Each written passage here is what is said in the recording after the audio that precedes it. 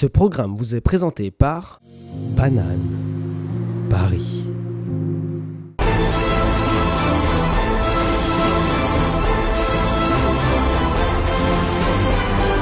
Likers, likeuses, bonjour, bienvenue dans ce second JT, l'info d'Ivana spécial Saint-Valentin. Bonne fête les amoureux! J'ai besoin d'amour. Et si on commençait par une petite blague? Un homme se regarde dans le miroir et dit à sa femme: Chérie, je suis gros, je suis laid. J'ai vraiment besoin d'un compliment. Tu veux un compliment? Eh bah tu as une très belle vue mon chéri.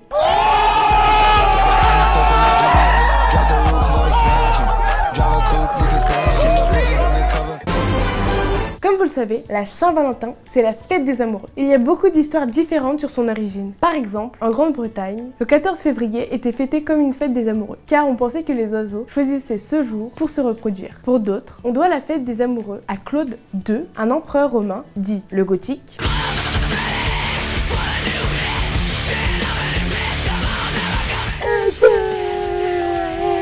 T'es folle ou quoi? Il a fait annuler toutes les fiançailles pour éviter que le soldat reste avec leur fiancé plutôt que de partir à la guerre. Furieux, un prêtre catholique nommé Valentin décida de marier en secret les amoureux. Valentin a été décapité un 14 février et quand il est devenu saint, pour l'honorer, on lui a fait devenir le patron des amoureux. Et le 14 février a été appelé la Saint-Valentin. Donc pour ceux qui pensent que c'est une fête commerciale, vous avez vu quand même que c'est pas nouveau.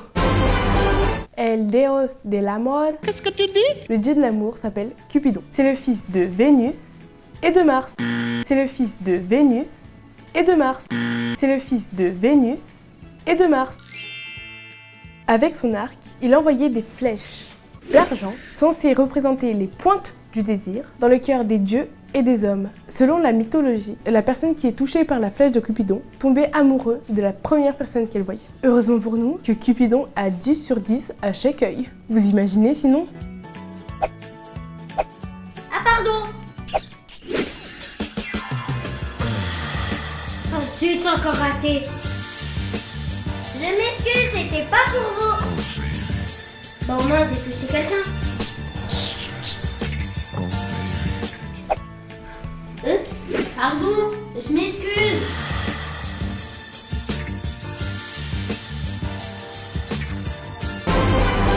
Si on offre des roses rouges et qu'on dessine des cœurs rouges, ce n'est pas par hasard. Comme la couleur rouge du Père Noël, une célèbre marque de soda à base de cola Qu'est-ce que ça peut bien être? a travaillé sur la Saint-Valentin pour lui donner cette couleur rouge. Jusqu'où ces marques internationales iront? À quand le lapin rouge de Pâques? Le lapin de Pâques.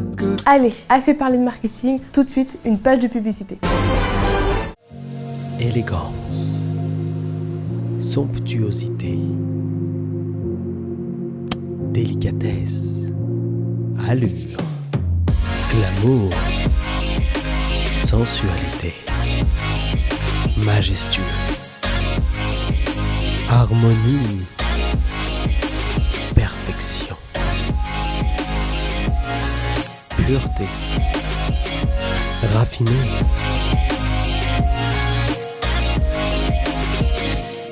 Banane Paris.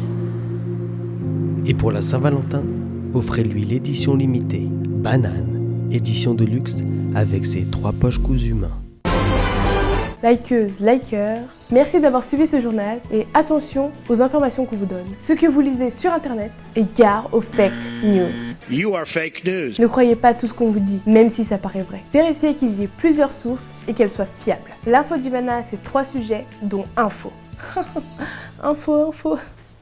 MDR, wesh, MDR. Donc, une des 3 infos que je vous ai données est fausse. Dites-moi en commentaire si vous avez trouvé laquelle. Et je mettrai la réponse en description. Avant de finir, vous êtes nombreux à me demander des dédicaces. Aujourd'hui, elle est pour Mas.